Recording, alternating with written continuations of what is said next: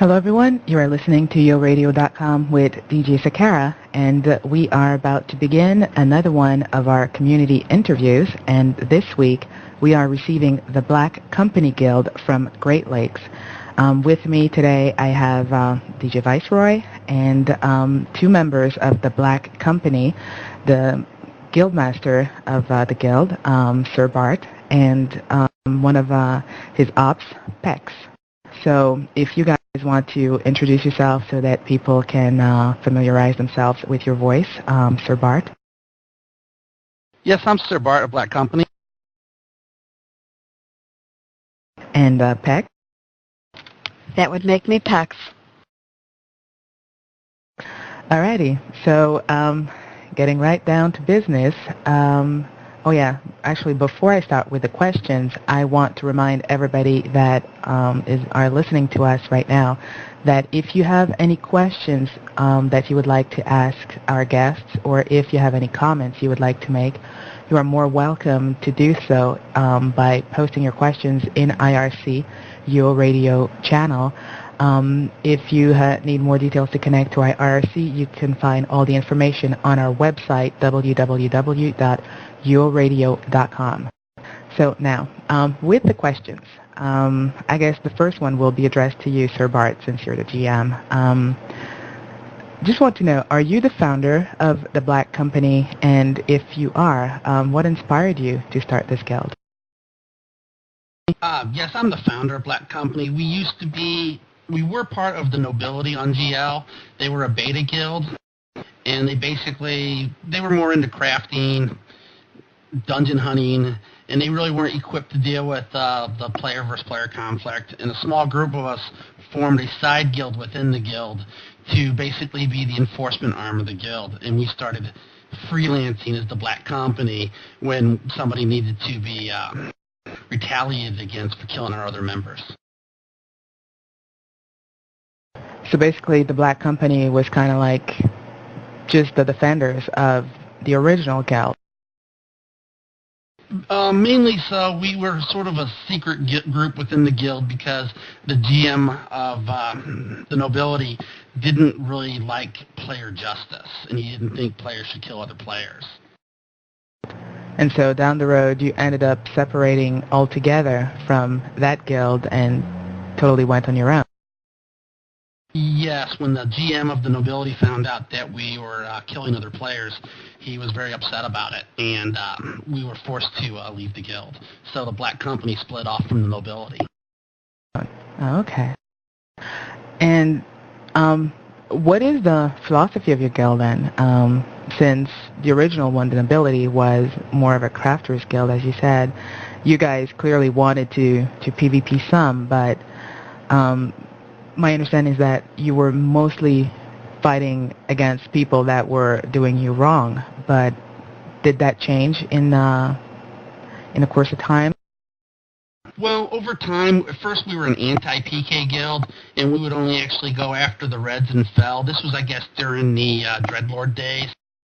But as time went on, we found that more and more of the other large guilds had their own little elite PK squads, and even though they claimed they were anti-PKs, they were really just PKs.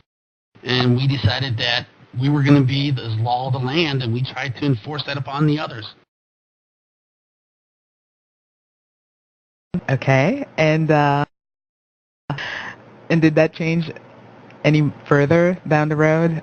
Did you basically decide who was the good guys and who were the bad guys, or started imposing your own law?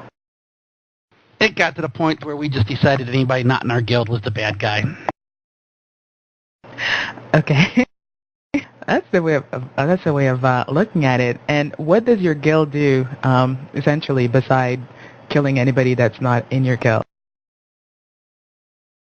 Well, that was pretty easy to do. We had a couple white knights in the guild, but as I slowly walked them down the path of player versus player conflict, they all just came with me and found it very easy to do. And once the bloodletting started, it was really kind of hard to stop. I'm reading something here in IRC, and I'm actually wondering if there's any truth to this. He's saying that he heard the original BC abbreviation was actually B, Company B, as in the insect. Because one of the other initial members who joined was an avid beekeeper. And at first he tried to have a friendly name. Is there any truth to that? I don't think we've ever had a user-friendly name, and we've always been the Black Company. Okay. I'm just wondering because it just popped up in IRC and I was like, okay. Alrighty. So basically you guys, like besides fighting, what all else do you do? Like you do champ spawns? What do you do? We normally help other people finish their champion spawns. Recently we've done some champion spawns when there's not been as many people needing help, but normally we finish other people's spawns for them. Okay, so you basically raid. How many actual active members do you have? Because you seem to be like quite an imposing force on Great Lakes. So I'm just wondering how many people actually play on a fairly regular basis. We have about 80 active members, and usually on a good night we have about 25 people online that are willing to go out and do things. Wow. Okay, so that's quite a challenge for whoever is trying to fight you. But with so many numbers, I actually kind of heard that you had an island for the Black Company or a town. There's an island called Horseshoe Island, and we renamed it Black Company Island, and we own the majority of the homes on the island. The homes we don't own, the owners never come to the island anymore except to recall in and run in their house. Because there's a welcoming party waiting for them? And to be honest, I haven't seen any of the owners of the 5 homes that we don't own in game for at least a good 6 months. Okay. So, what are your recruiting policies? How does somebody get into Black Company if they wanted to do so? And I guess more importantly, what are the chances for members of an enemy guild to be allowed into your ranks? Depending on our perception of the individual, the Black Company gives almost anybody a fair chance to enter Black Company when we're recruiting. And the past is usually wiped clean, and we go from the point where that person joins, and that's how we decide how to treat them from that point on. Okay, so go ahead. Almost every big name on GL has been in Black Company at one time. We even let Ho Chi Minh join our guild for a while, but we had to part ways due to differences of opinion on how to run things. Okay, so basically, if I were to apply today, there's a good chance I would be allowed in? No, we've closed recruiting. We normally recruit in spurts, and the best way we pick people is if there's somebody already in the guild. That really increases a friend's odds of getting into the guild because they have somebody to speak for them. Okay. If you have any comments to make, you are welcome to do so. The first question was really aimed at Sir Bart, but now any other question I ask in the future, either of you are welcome to answer. The next question I have for you is, are you part of any alliances, and what is your opinion on alliances in general?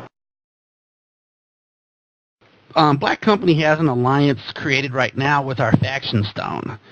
But normally, alliances always tend to not work out well.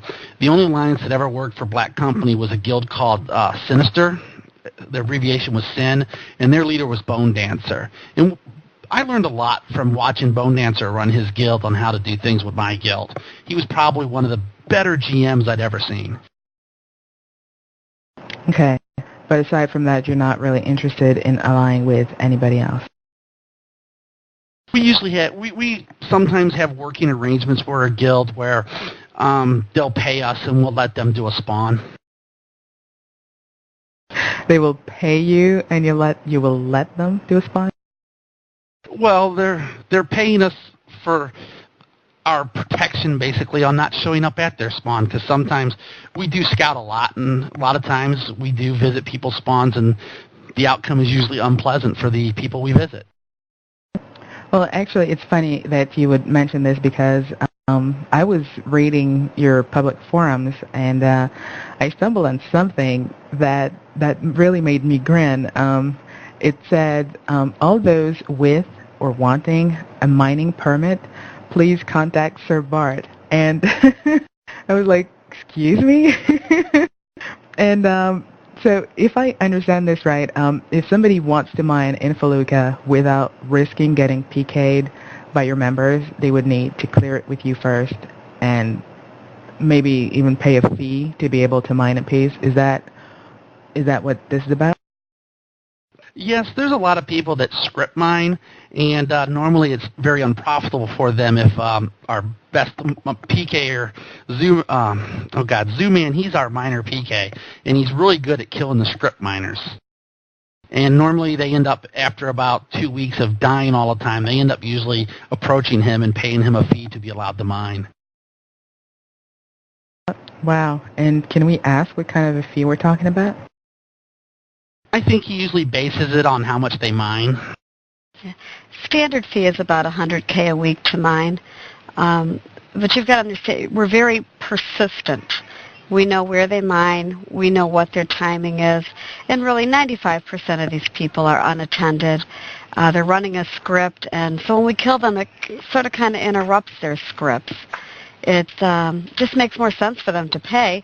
We've got a list on our boards then, and we advise the other members who has permits, and the other members just plain don't PK those miners. So it really works out well for them. They're allowed to unattended script mine in peace. Wow. I think Viceroy wants to comment on that. Go ahead, Vice. I'm just curious about, because that's an interesting point that you bring up and everything. I'm just curious as to, I think if I remember correctly, I'm not sure if you ever played on Chesapeake, but I think somebody tried this on Chesapeake as well. But and it was a really interesting concept. I'm kind of curious as to whether or not you've ever had anybody pay for a permit and then accidentally kill him, only to find out later, oh, oops, I shouldn't have killed him. And what do you do in a situation like that where you realize that you shouldn't have killed him because they did have, indeed, in fact, have a permit with you guys? And also, I want to know, is there any reason why you guys choose to kill him and, rather than maybe report him to a GM or something? Well, there have been miners that have been accidentally killed in the past, and if, I or Zoo-Man would have accidentally killed them, a lot of times I'll go get them a check for $5K and say, here you go, sorry for your troubles, have some insurance money back. As far as not reporting them, basically, Zoo and I are the two that actually started this whole miners paying fees thing. And we used to page the GMs, and we would page the GMs on these guys religiously to no avail, and yet every day you would see the same guys out running the same unattended script mine, and it was to the point where you could page all day long and nothing was going to happen. You saw the same players in game every day. I had a player that I religiously hunted down. She was a trophy kill for me. She was very difficult to kill, and I got her one day outside a cove, and I quick looted up her body, and I scurried off, and I unflagged so that I could go dump her shovels, because I feel like if I'm going to take the time to kill you, I'm going to take your shovels and everything else you've got to restock. Well, I get back home, and I open up this bag, and what should have been but a few ingots ended up to be, it was 100,000 iron ore. Now, you cannot possibly carry 100,000 iron ore. So she had some sort of a quote-unquote bug that she was using to allow her to carry such tremendous amounts of ore. So faced with the choice of smelting that ore or trying to get this person banned yet one more time, I chose the latter of the two, and I paged a GM, and the GM came to the house, looked at the bag, couldn't believe what he was seeing, and never saw that miner again. But she truly is the exception to the rule, because for the most part, you can page GMs all day long, and the same script miners are going to be out there 24/7. So it's easier just to charge them a fee, because EA isn't going to do anything about it. That is indeed a way of looking at it. I do know there's a number of people that I personally know that get banned every other week for third-party programs or hacking or whatever. And, 3 days later, they're back up and running. So it's pretty much, in a way, a waste of time. It's more of a minor annoyance to some of them when you actually report them and get them banned. I have a couple of questions that are coming in here on IRC. One of them is addressed to both of you, and it's a bit of a personal question, so feel free to not answer it if you feel it's an inappropriate question. But basically, there's a question here asking whether or not from Ugg or Hugh, I'm not sure how he pronounces it. He would like to know how long Pex and JD have been dating, and if there's a marriage in the future. I think I'll field that question. Ugg's one of our rather amusing members from Canada and has a very funny sense of humor. If he's Canadian, then he would definitely have a good sense of humor. Canadians for the win. So Ugg's trying to pull the wool over your eyes with a trick question there. Okay. So I guess you will be given the runaround on that one, and we pass to the next question? Yes, that'd be best. UO's for gaming, not for online loving. Oh, okay. Alrighty. Then the next question is, oh my God, I'm going to kill his name too, so I'm really sorry, but I will try to pronounce it right. I believe his name is either Mackay Bill or Mackay Bill, and he wants to know, that's a bit of a toughie one, how does it make you feel when player characters on Great Lakes, such as Sir Landon, tell you that you have given them honest-to-goodness nightmares in real life about UO and being PK'd? Well, people that can't tell the difference between a video game and real life should really probably seek better medication. I think that's about the best way I can sum it up. For me, it would be mission accomplished. Okay. That was very straightforward. I have another question here. They're asking what makes BC think they have the right to control mine or any others gaming experience. That was actually a question I was going to ask maybe a little later down. I guess what they're really asking is what makes you think you have the right to take control over Felucca? Well, it reminds me of something the King of England once said to the King of France when they were negotiating over a piece of property that was on the mainland, and the King of England said to the King of France that, well, since my soldiers are all over it, therefore it makes it mine. All somebody has to do is remove my soldiers, and clearly it will be theirs then.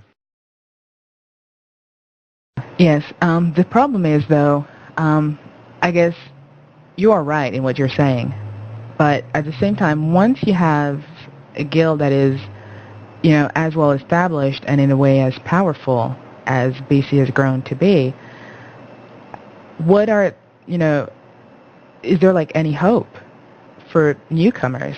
What are your chances of even having the slightest chance of surviving? Because the minute you set foot, you're going to get pwned and wiped out. So it's kind of like fighting a losing battle, isn't it? Well, not really. There's been a couple times where large alliances have been formed and came after BC, and we fought battles with them for months on end.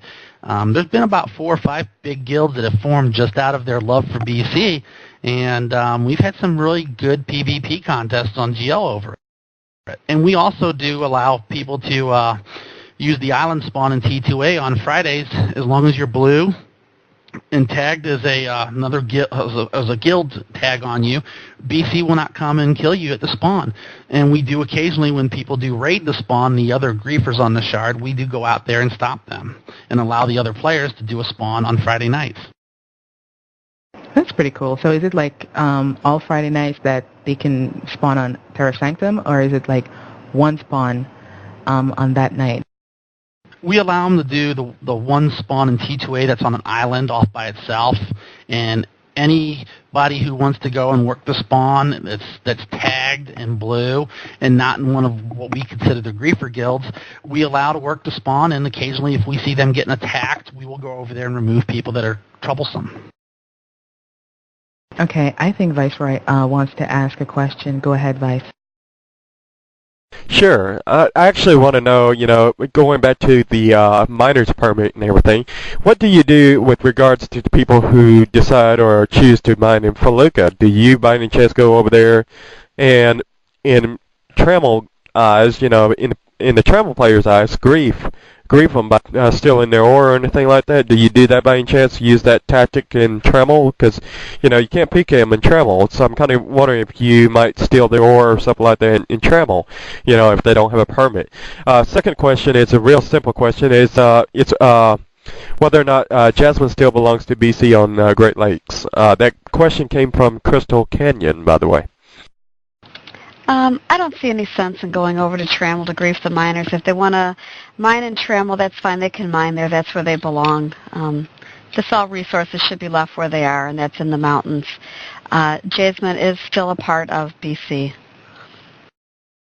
To be honest, Trammel was created for a reason, so players could go actually play and do what they want without other people bothering them. And I have very strong expression of my disapproval on BC members that go and grief people on Trammel. It's not the place for it. People should be allowed to do what they want there. And even though I don't like Trammel, I see the need for it. So therefore, I try to keep my players in Felucia and away from bothering people needlessly. Now, if you're in Felucia, that's a different story. That's where, you enter that little red gate, and it becomes a whole different story there. Okay, I'm getting more comments regarding that Free Spawn Fridays. Basically, people saying here that you allow that one spawn more as a bait to get other guilds to come out and play, and so that you can, you will come defend the blues, but in reality, you were really more looking for some action, and that was the lure. And you basically go out and kill these people. Oh, I kind of feel hurt that somebody would think that BC would use Trammies as bait to draw the other Felucia guilds away from the moon gates and the guard zones. Okay, so basically you give no, you basically say it's not the case. Alrighty. Well, to be honest, we do use them as bait to draw out the other guys that like to hang real close to those moon gates. But we do res them once we come and kill whoever bothers them. And a lot of times they get their spawn done and get the scrolls and leave and nothing happens to them. So there is, sometimes they get raided, sometimes they don't. The odds are if BC was raiding, they'd get hit almost every time. Okay. One of the recurring comment I'm getting here on in IRC, you seem to have quite a few people that are not happy campers.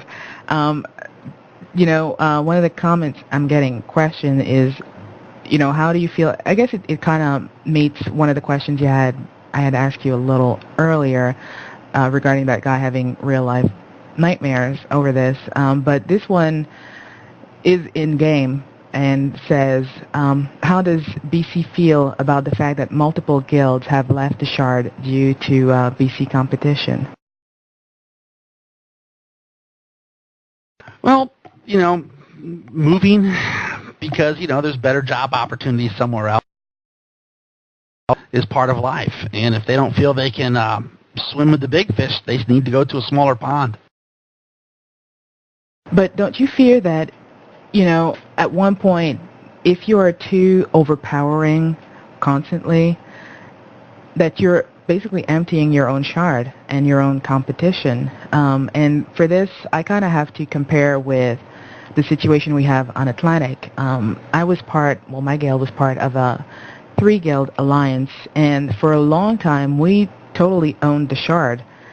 And not because this was what we were about, but most of the other guilds were basically crashing guilds, and they would come crashing us, and naturally we would wipe them out. And it got to the point where all these other guilds basically gave up, and we ended up being able to do Oaks 24/7, Harrowers 24/7, and at best we would get one or two crashers. Most of them were blue crashers, and usually they were, stealth tamers or thieves. So it got to the point where we were so unbelievably bored that we ended the alliance to give all these other guilds an opportunity to grow again, and now we have a really healthy level of competition on the shard. So do you think maybe reducing the size of your guild or giving other guilds a chance to grow a little might maybe make for more fun on your shard? Well, let me give you an example. BC, like I said, has usually about 20, 25 people online at any given time some days. Last night we had about 20 BC on, and there was another guild that had a good 30 to 40 people in their alliance. And even though we were greatly outnumbered, we still went after them. And if, too many people leave GL, I guess BC could always go visit people wherever they're staying. It's not like we're limited to one shard anymore. Travel's part of the game now. Okay. And, speaking of competition, currently, which local guild do you consider as your biggest threat or biggest challenge, or the one that gives you the most fun, I guess? That's kind of hard to say because right now, currently, there's only an alliance that actually gives us any kind of a run for our money. Last night, we actually lost a couple battles against them because we were basically greatly outnumbered, but we still went and fought. We don't like to fight at the guard zones or the moon gates, but I would have to say right now it's probably the TDR alliance. They can have the potential to put the most people on the field, usually after midnight. Okay. But aside from that, you basically consider that there is no real competition.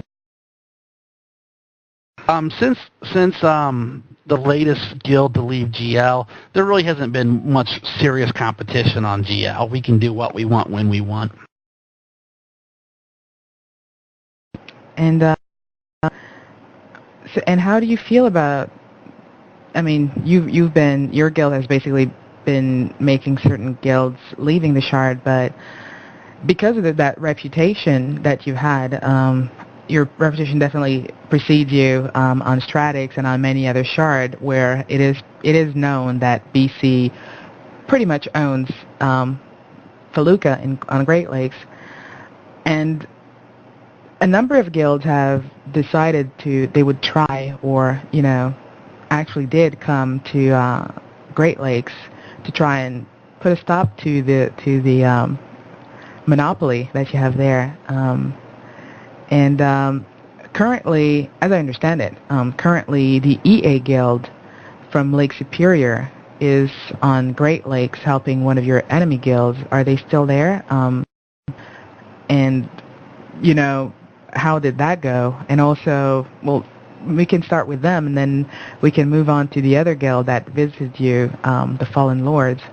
So first, I guess, starting with EA, how was your encounter with them? I believe that you're referring to the people that have come to Great Lakes, now known as RT. RT is now a part of the TDR Alliance. Originally, they came to Great Lakes and joined up with a guild called AE, and that lasted all of 4 days, and they decided that they couldn't PvP against BC with the AE Guild, so they moved on, formed their own guild, which is now called RT, and they're part of the TDR Alliance. So I mean, they're here still. Are they having an impact? No, not really. Okay, and what about the Fallen Lords? We received them a couple of weeks ago for an interview here, and actually a couple of weeks ago, last weekend, and it was quite the talk. And well, basically, my understanding from my interview with them was that they came and conquered Great Lakes and then move on to Baja. how was that? How was their visit? How did you perceive it? We had a different take on their visit to GL. The only fights they tended to win were fights where you could put witherers on the other side of a server line and grind when people tried to come through. And to be honest, they didn't stack up well against any of the GL guilds. Even Reno's guild, AE, had the tendency to beat the living snot out of them in any open field fight. TDR gave them a beating for their money.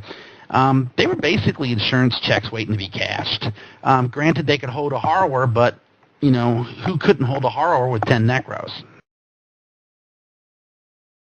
They were a lot of fun to fight against, and they're a good guild, but their leader has a tendency to board warrior better than he can lead troops in the field.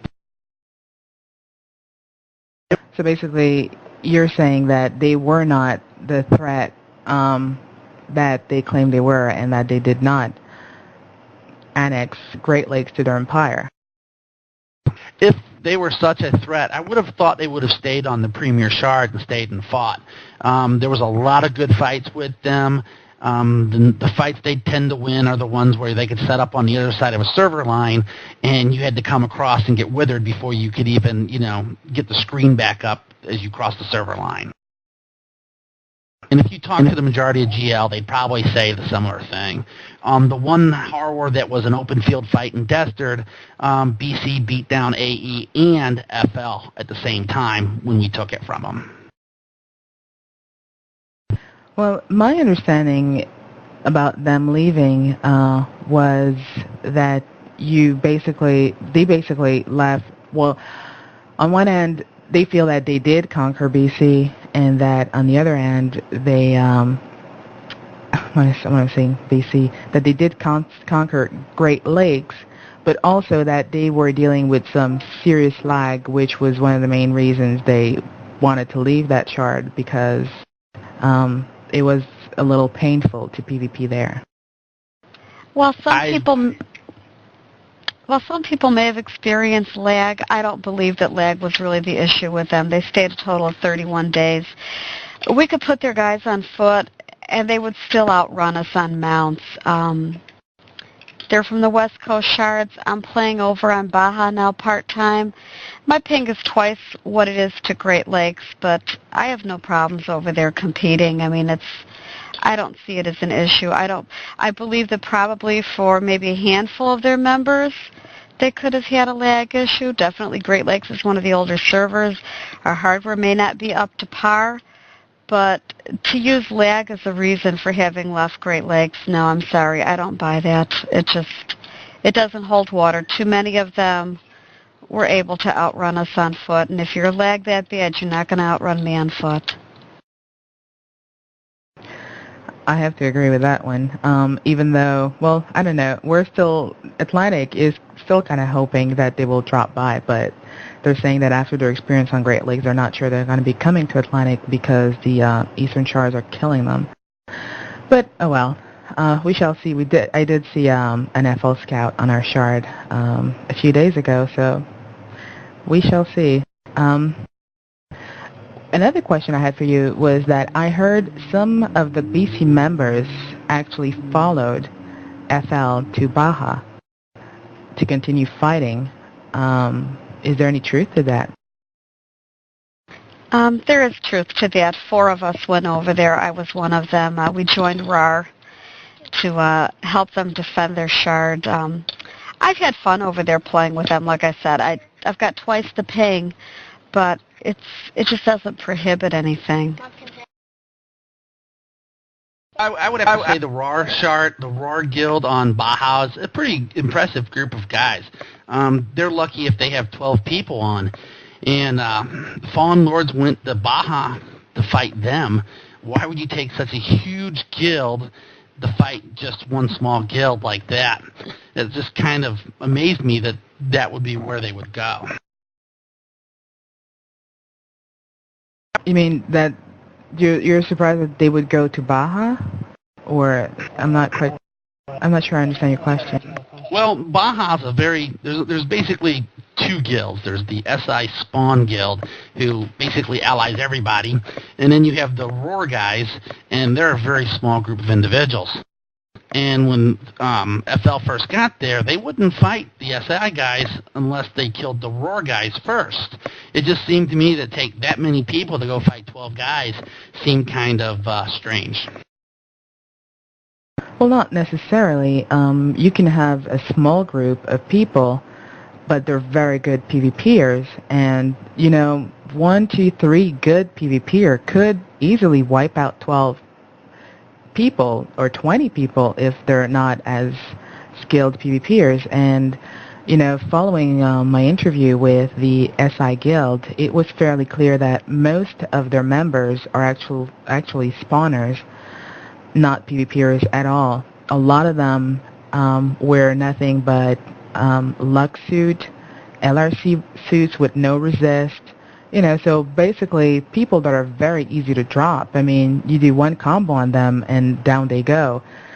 And so if you have that small group of 10 people that are very skilled PvPers that have very good suit and gear, they go in there and they can wipe out pretty much everybody. It's like cast a couple of EVs here, a few fields there, a couple spells here and there, and you just drop 20 people in a heartbeat. And so if I were FL in that situation, I would come in and wipe out the threat first, and the real threat would be RAR, and then I would go after the other guys, even though the other guys may have more numbers. But since, for all the reasons I named before, they would be easier to defeat, then I would go after them next. Well, I don't know how much that holds up, because from what I understand last night, SI took a harrower from FL. And for wearing luck suits, they did a pretty damn good job of taking a harrower away from the guild that claims ownage on all shards. Well, they do have some good PvPers too. Not all their members are just spawners. But I wish I had been there. It would have been nice to see. I was there. It was quite amusing.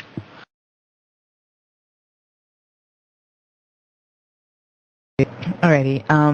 So basically, you guys that are currently on Baja, are you still involved in fighting FL, or you're pretty much back to doing your own thing on Great Lakes?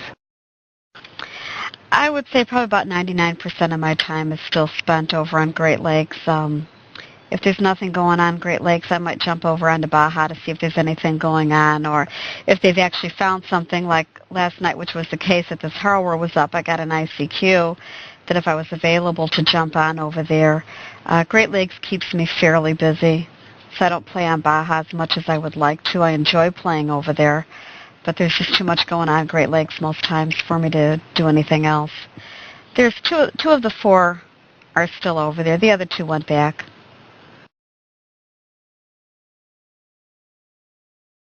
Okay, and a question. You kind of mentioned that, if things got really, really boring and totally dead on BC, I'm going to stop saying that, on Great Lakes, that BC would consider maybe shard hopping.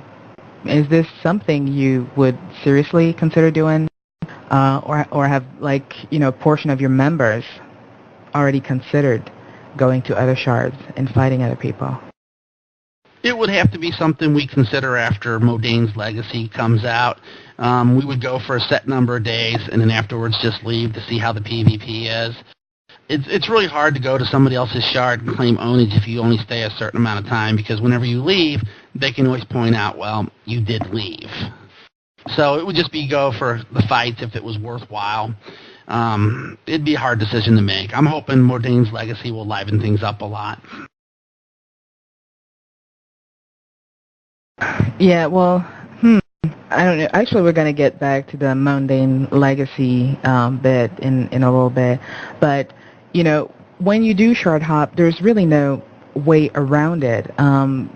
You're not going to stay there forever unless you're actually saying that you're moving there permanently. But once you start visiting other shards, when do you decide now is the time to leave? And the minute you leave, people will always, say, you left because you got defeated, whereas they will say, well, no, we left because it had gotten boring. I guess it's always in the eye of the beholder, because no matter how you cut it, everybody will have their own version of how things went down. Well, the only way to really solve that issue would be when you go to the other shard, you'd also publicize that you're only going to be there for a set amount of time. And if anybody really wants to figure out if they're better than you, war your guild while you're on their shard. And then you can use the Guild War system to score the war and see who actually won. That would probably be one of the few ways you could determine who won, who lost. Because you'd have a war for 30 days and then it'd be gone, done, over with.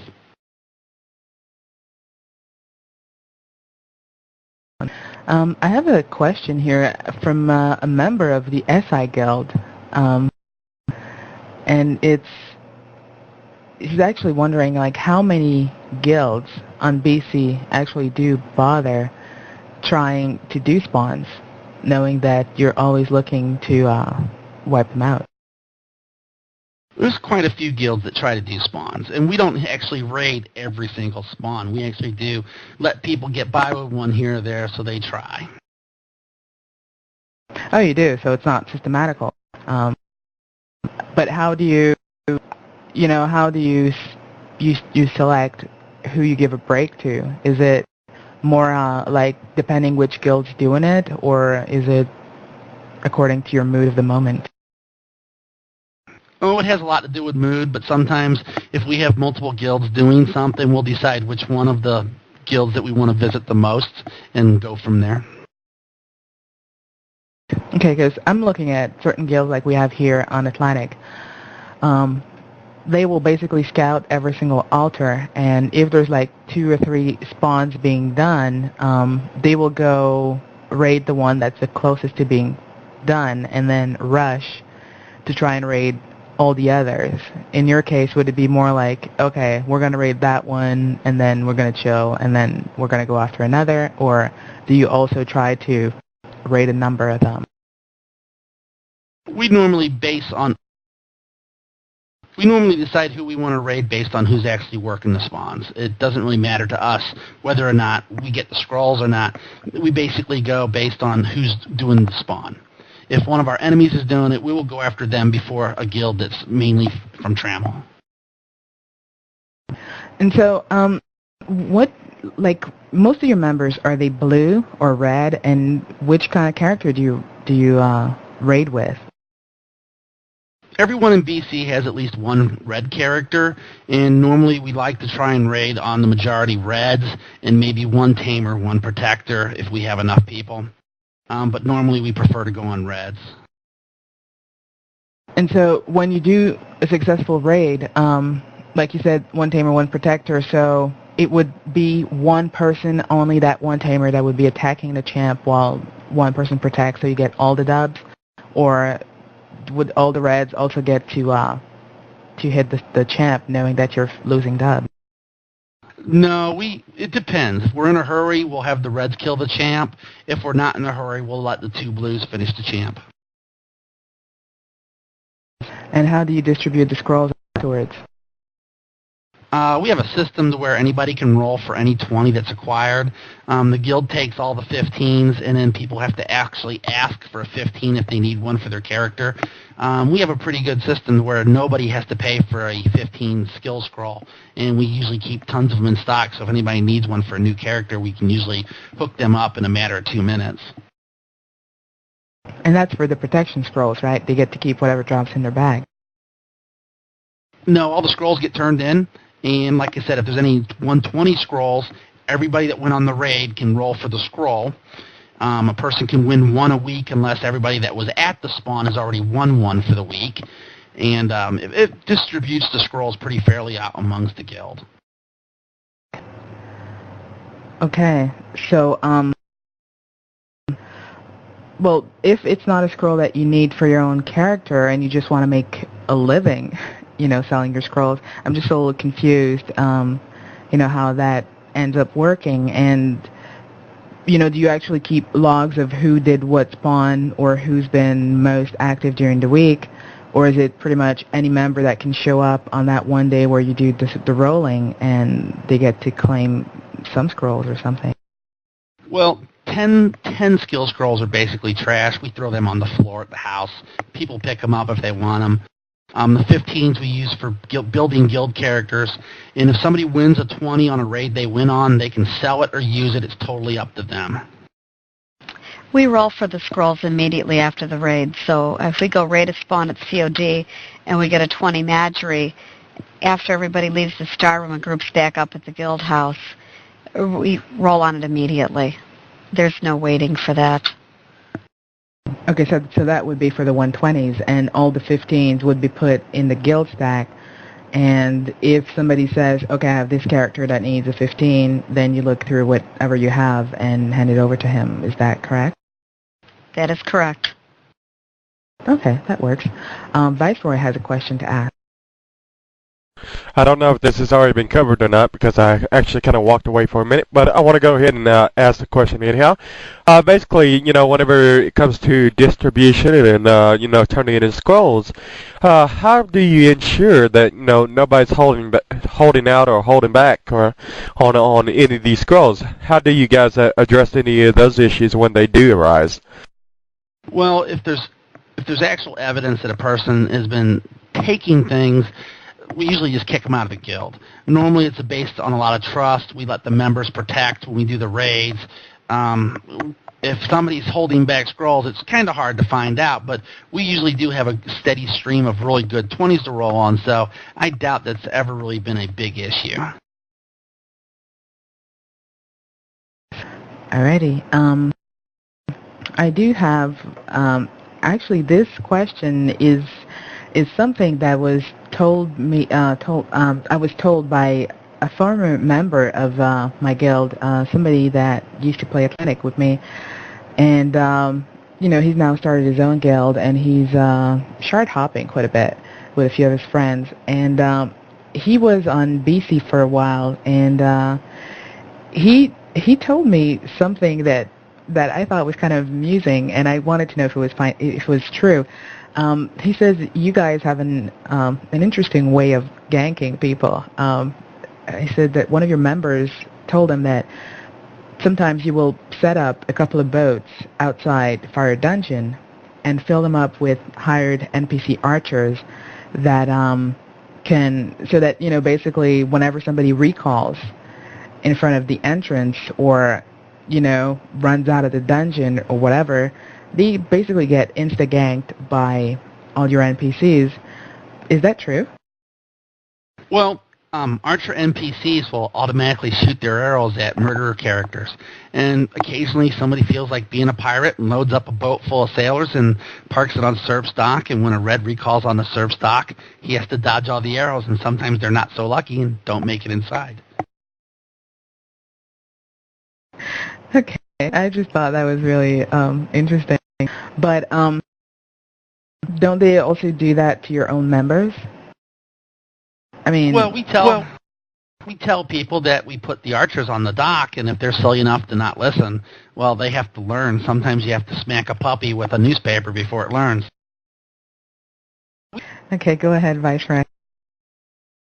Wow, I just want to say, that's a unique concept because I would have never even thought about anything like that, and I'm just curious as to how many other, guilds or PvP guilds out there actually employ that kind of a strategy, and would you find it to be really successful? And is there any other places that you might perhaps set up something like this at?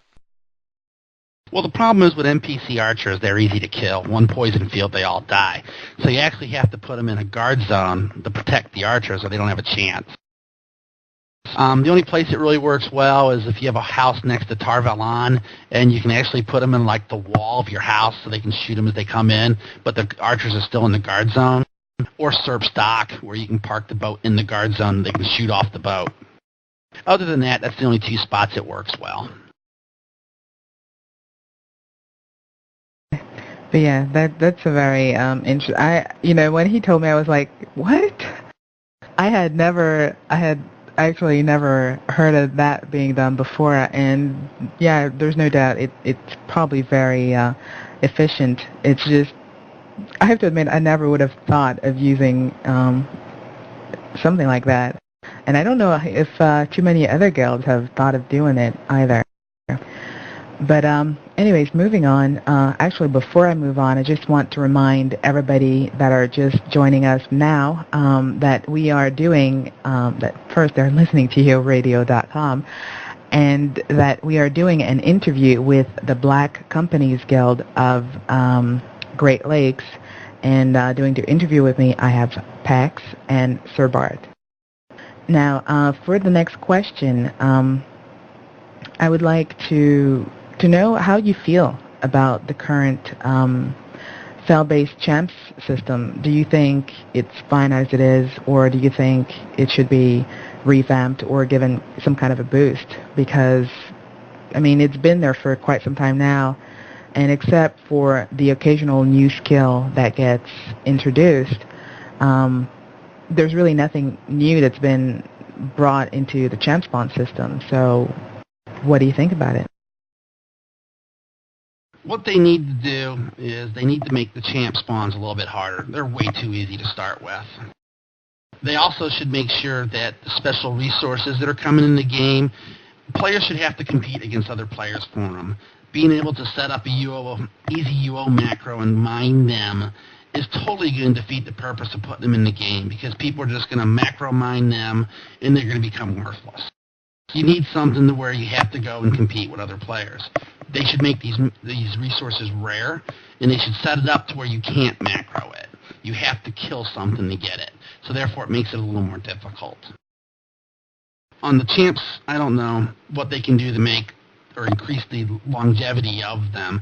They've basically about reached the end of their lifespan. Most people have almost every scroll they need except for like the 120 evals and mage race. Maybe if they added an extra couple skill points to the cap, like say 20 points or so, you could get 20-point skill cap scrolls off the champs, but make them rare and hard to come by. But other than that, I'm not sure what they could do to increase the longevity of them. Well, yeah, that's I guess probably one of my biggest issues. A lot of scrolls really can't sell, and like you say, you guys just trash most of your plus stands, and it's very much the same thing for us. I think the only plus stands that sell fairly well are plus stand magery and plus stand eval to a certain extent. But aside from that, everything else is pretty much toilet paper, and even a lot of 15s hardly sell anymore because most people are scrolled. There was a small boost there in selling scrolls when they introduced the 6th character slot, because then all of a sudden people had this whole new character that needed to be scrolled out. But right now there really doesn't seem to be much of a need for it. This has been running for almost 3 years now, and 120s are becoming a dime a dozen. I remember the days when a plus 25 stat scroll would sell for almost 15 mil, and now you can hardly sell it for 2.5 or 3 mil. So for sure, it would be nice to see something new being introduced to champ spawns. The one thing you said, though, that kind of made me somewhat raise an eyebrow, you said champ spawns are easy. To a certain extent, I agree, but don't you think the way they changed the AI on some of the monsters has, well, to me, not made it more difficult, the choice of the phone, but rather more aggravating? Oh,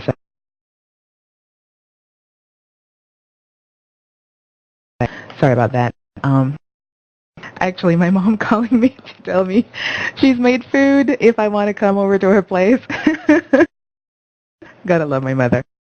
Anyways, as I was saying, with the way they changed the monster AI, I don't know if you've done a Semidar recently, but those imps can put a serious hurting on you. When you walk in there and absolutely everything targets you at once and just mana dumps like there's no tomorrow. So I don't know. What do you think about that? I think the player base is spoiled. They're too eager to have easy success. The monsters need to be tougher. That's all there is to it. You got players that 3-hit kill dragons or 3-hit kill demons. It really needs to be done to where critters do need to have a team of people trying to take them down. Some of the lower level spawn, if you run into like 20 imps and you don't get out of their way, yeah, they're going to take you down because they're just going to harm you to death and fireball you. But the critters do need to be a little bit harder. I have no problem with that. But 3 people, if you know what you're doing, you can complete a champ spawn, and it should take more than 3 people. You're right on that, though. That it is quite possible, especially with mana regen and all that stuff. Lower mana cost, and you can pretty much finish a spawn with 3 people. There was a time you could actually solo a spawn. I remember soloing Coons before they upped the AI. Now it's like, oh god. But yeah, you're right. You're right about this. And I think Viceroy has a question to ask. Go ahead, Vice. Yes, I got actually a few questions to ask, and I'm just going to go ahead and pop my first one out there. And my first question is, what are y'all's feelings on the upcoming expansion for Ultima Online, as known as Mondane's Legacy? What are your personal opinions on it, starting with Sir Bart? I think Modane's Legacy could be a valued asset to the game. However, I think OSI once again has missed the boat. The only part of Modane's Legacy that I really like is they seem to have finally got the need to put in a reliable gold sink, to where people are going to buy these items because they need and want them, and it doesn't punish the players that have gold, because if you want the item, you go out and get it. The only problem is, what are going to be the PvP implications? Some of the new weapons look extremely overpowered. So if you don't have the expansion, you're just going to be another insurance check being cashed when somebody runs you over with one. And like I said, I don't like the idea that they're going to put all these extra resources in non-PvP lands, because you're going to have people macro mine them. They're going to become worthless fairly quickly. And if you put them in a place where people have to contest over them and make them rare, I have no problem with them being rare. They should be hard to get because it adds longevity to the game, therefore making it more interesting. They really need to adjust that part of the game. Yeah. Well, you mentioned about, people collecting resources and stuff towards like things like the Sioux and stuff. Don't you maybe think that might somehow encourage more unattended scripting and stuff like that? And do you see that as maybe being a benefit to your mining, permits and stuff like that? Sir Brock. To be honest, killing the miners is just out of sheer boredom, because people are just wandering around looking for something to do. They need to adjust the frequency that these things spawn, so people can't macro mine them and make them worthless. And I'm not really sure how they would do that. I would have rather have seen them put the resources actually on critters, to where you'd have to kill something to get the resource, and it'd be like a slight percentage that it was going to be on there. And being able to mine them, you're just going to have guys running scripts 24/7, mining them and recalling out and banking them. Yeah, so you don't really quite see an increase of business. Is that what you're going to say, with the collection system in? There'll be plenty of miners and lumberjacks to kill, but that's not really, the point of having a guild that likes to fight. Yeah. Pex, what are your feelings on it? Well, I'm stuck in UO of old. Every time they come out with a new expansion, I sit there and I look at it, and I just can't bring myself to getting all involved in it. I agree, they should make the resources much more difficult to obtain than what they're going to be. I think you're going to have a huge increase in scripters, and I might even feel compelled to go out and roam the mountainside again looking for the script miners once again. I haven't put a lot of time or thought into the whole new expansion. I'm fairly lazy when it comes to things like that. Unfortunately, I'll let the guild figure it out. And when somebody figures it out and tells me what to do, that's when I'll probably hop onto jump on the bandwagon. Yeah. Sakara, did you want to follow up with any questions on that?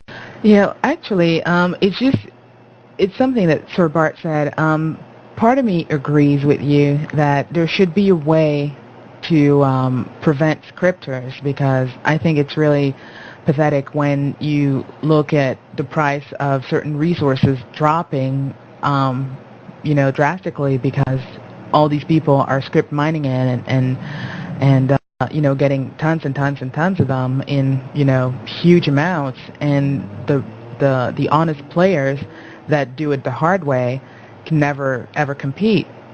But the problem with this, by putting the resources on monsters, you basically force all these players that are essentially crafters to become PVMers. And some people, I actually do know some people that have zero interest whatsoever in becoming PVMers. All they do is mine, get fur, fur, not fur, but rather leather off, animals in the Lucia, and they're not scripting. They're actually doing this, and craft stuff, and bank sit, selling their stuff, or running their vendors. So if you put all the resources on monsters, you are forcing these people to become PVMers. So how would you address that? I'm talking about the special resources to make the magic items. The scripting of mining and collecting wood there's be no way to stop that. But the new items they should put to where people have to kill critters, have to actually go and do something, so they can't do it AFK. Granted, I've seen scripters that actually farm in Fel and farm monsters, but that's the rare occasion. Yeah, but it would still bring us back to the fact that, these crafters would not have access to the higher-end resources needed to make their these new items, to craft these new items, just because they would be required to PVM. Mind you, to a certain extent, it is already the case, because some of the recipes that need to be crafted can only be obtained through accomplishing certain fairly difficult quests. So right there, they're going to be somewhat forced to do some PVM. I just think that a crafter should not have to actually do PVMing to be able to do what he's meant for, which is to craft. Well, for regular leather, maybe regular wood, regular ignits, I could see that. But for like horned hide or barbed hides, there's very few things you can get those off of to start with.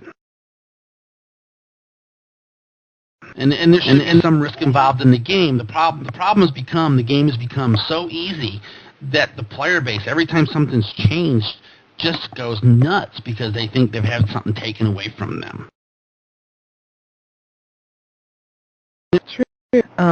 And well, I guess you're probably rather happy about the new expansion, in the sense that 6 of the dungeons are mirrored in Felucca. So a lot of people will be, well, I don't know if a lot of them, well, yeah, actually I think a lot of them will be doing it in Felucca, because Trammel obviously is going to get swarmed by, every Trami and their brother, basically, which is going to make it very difficult to find any of the creatures to kill. And so people that are not as afraid of Felucca will be doing those quests in Felucca, so that should bring you some people to fight. But there's a number of the items that come from the quest that are blessed. How do you feel about that? I don't have a problem with that at all. I like the concept of insurance, but the part I don't like about it is that sometimes people insure their items, they die, and then they lose the head of the Magi or the ornament of the magician because of some bug. They need to adjust. They need to address the insurance bug and stop it from happening. But once a person's acquired an item, if it's blessed for just that person on equipped, I kind of actually like that, because I don't like the concept of eBaying, where people buy all the items, they sell all the items. It just brings a certain level of bitterness and brutality into the game because you have people stealing from others to actually profit in real life over it. Yeah, the whole eBay versus in-game economy is one that I don't think we'll ever see the end of, because a lot of people actually make a living off the game. Some others only help paying a few bills here and there with it, and then some people just keep it 100% into the game. But the minute the real life money was introduced, a lot of scamming started happening, and a lot of fairly disgraceful things started happening. So trouble is, once it's there, it's certainly not going to go away, because you know how it is, greed for the win. Another question I have for you, actually, now I'm going to stick with UML. I was going to stray from that. Now, actually, I am going to stray from UML and come back to it, because there's another question I do want to ask you, and the other one, UML related, will be kind of a continuation of this. How do you feel about the current state of PvP right now? I mean, beyond how many people you have to fight on your own shard, do you feel there are imbalances or that certain classes are overpowered? I think the reason PvP is in such a mess right now is because OSI didn't do any PvP balance pass. They just threw the stuff into the game. You have stealth archers who can just walk up and drop somebody and instantly hide, and then there's no retaliation. There's no ability for other players to go and get those stealthers, because being a stealth archer, anybody that's played one knows that you can use a smoke bomb, boom, you're gone. And armor ignores, now with the way people can set up their armor, some people can do 6 or 7 of them in a row back to back. And armor ignore does so much damage. If you have 2 or 3 archers keying on one person, they can drop that one guy in the middle of 10, instantly hide, and they're gone. That needs to be addressed. I think what they need to do with armor ignores is it should take the person's base resist into effect. If you have resist magic spells on your character, AI should go against that or AR0, whichever's greatest. So your magic resist actually plays a part in these armor ignore shots. I also think if you shoot somebody or attack somebody while hidden, you shouldn't be able to hide for a full 10 seconds. You can still stealth up and get your first shot in, but after that first shot, you're going to have to hang around and fight for 10 seconds. That would address a lot of those issues. Also, you noticed probably that people just polymorph into animal form and bolt off faster than anybody can catch them. You should have to freeze for 3 seconds while you're casting that spell. And the other thing I'd like to see addressed is with Bushido, perfection is just insane. People can work perfection up on you with 45 hit chance increase and just kill you in 1 hit. It's just nuts. I have to say, I'm really very, very aggravated with the stealth archers. It just, to me, it makes no sense that they can cast like a bunch of arrows a lot faster than I can cast a single greater heal. And that one first armor ignore hit that hits you for like 70 and drains pretty much most of your stamina, so you can't even take off to say that you would go and cast a couple of small heals on you so that you could do something else. It's just like the minute they target you, if you don't have hiding and if you're not at a fairly decent distance or have a bunch of healers on you, you're pretty much dead. And as you were mentioning, if like 2 or 3 of them, like usually even just 2 of them is enough, 2 of them target you at the same time and hit you at the same time, you're a goner. So yeah, I would definitely like to see a balance there, and I would like to see the mages get some love, because that 2-6 cap is killing us. I think they need to go at least to 3-6, because Dexters with 160 dexterity, they swing non-stop, and if they're 120 all the way and with a lot of hit chance increase, they will hit you systematically non-stop and you're just going to drop. There is no chance for you to heal, especially if we're their Noxers. Forget about it. You're definitely a goner. So, yeah, I know personally there's quite a few changes I would like to see made in they could adjust a lot of that by adjusting Magic Resist. Magic Resist should affect your ability to be poisoned a lot better. And also, if they did the part where if you were getting hit with the AI at AR 44 instead of AI 0 or Armor 0, that would really make a difference in the damage you're taking from an Armor Ignore. Resist spells should be a really good skill to have as a PvPer. And if you don't have it, that's your choice to take the AI at full force. The Dexers, they definitely need to cap the Dex somewhere. I mean, there's guys out there that swing 1 per second, and you're not going to be able to get anything off. I don't really want to see 3/6 casting come back, but what they should do maybe is adjust protect spells, or what's that, protection, to where you can cast uninterrupted. They need to be able to make that to where you can cast a little bit faster when you have it on, and that would adjust that too. But they really do need to spend some time and fix player versus player conflict. It needs to be meaningful. It needs to be more fair across the board. People shouldn't have to have a $100 million gold piece suit to PvP. Okay, but you know, I'm not in favor of the 4/6 or 4/9 like I had at one point, but I do feel that the 3/6 is needed because, you know, some Dexters can heal in 2 seconds. You know, when you have really high dexterity, you know, they heal in 2 seconds, and they heal a lot of HP, you know, with that one Band-Aid. There is no way in hell a mage can do anything like that. You know, it takes, about 3 seconds to cast that spell, and you always get interrupted if there's a Dexter around. So you're pretty much SOL, you know, unless you have like a big distance between the two of you, but you have to stop to cast that spell, whereas the Dexter slapped that, you know, Band-Aid on himself while running and, you know, still keeps on hitting on you, and you're just like fizzling till, you know, forever and ever and going down hardcore. Like I said, the problem with the healing skill is the more dex you have, the quicker you can heal, and it's not capped, or it doesn't appear to be capped. The fastest one person should be able to put a Band-Aid on himself is probably 3 to 4 seconds, period, no matter how much dex you have. And that's the problem right there.